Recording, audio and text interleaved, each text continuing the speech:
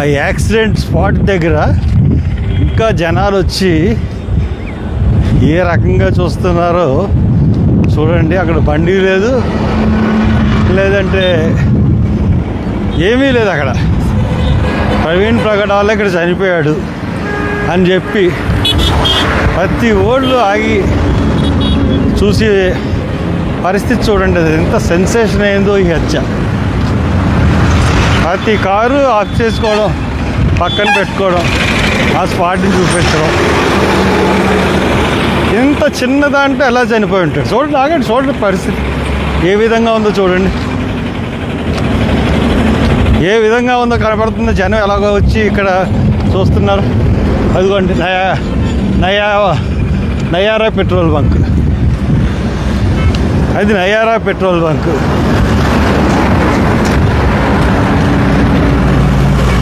ఇంకా చూడండి ఎంతమంది జనం చూస్తున్నారో చూడండి. ఏమో మీరు అందరూ చూడడానికి వచ్చారా? ఎందుకని? మీలాంటి వాళ్ళే నిలబడితే మేము నిలబడటం గొప్ప విశేషమే ఉందండి. ఈ బండి ఇక్కడ నుంచి ఇదే బండి ఇలా వచ్చేసింది. ఇలా వచ్చి ఇది చూడండి ఎన్ని అడుగులు ఉంటుంది లోతు. ఎన్ని అడుగులు ఉంటుందంటే లోతు 1 2 3 4 5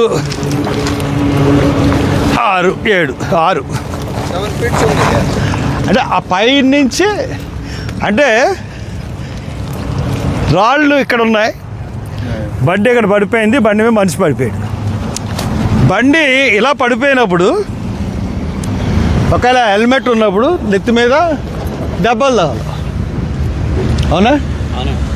అవునండి. పక్క తగులుతుంది. చెంప మీద కానీ ఈ చెంప మీద కానీ తగులుతుంది. కుడి చెంప మీద కానీ ఎడం చెంప మీద కానీ తగులుతుంది.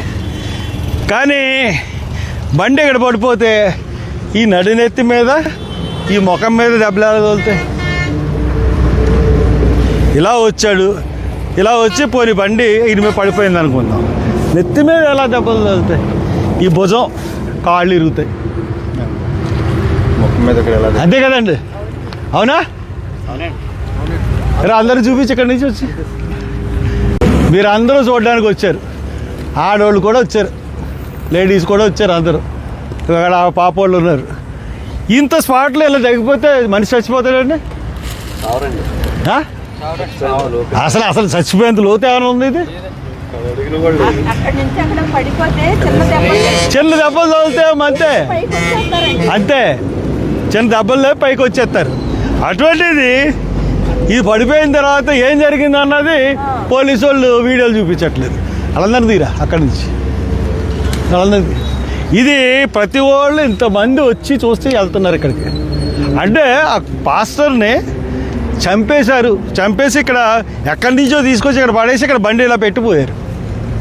అది క్లియర్గా మనకు అర్థమవుతుంది. అది చెప్పడానికి అక్కడికి వచ్చారు.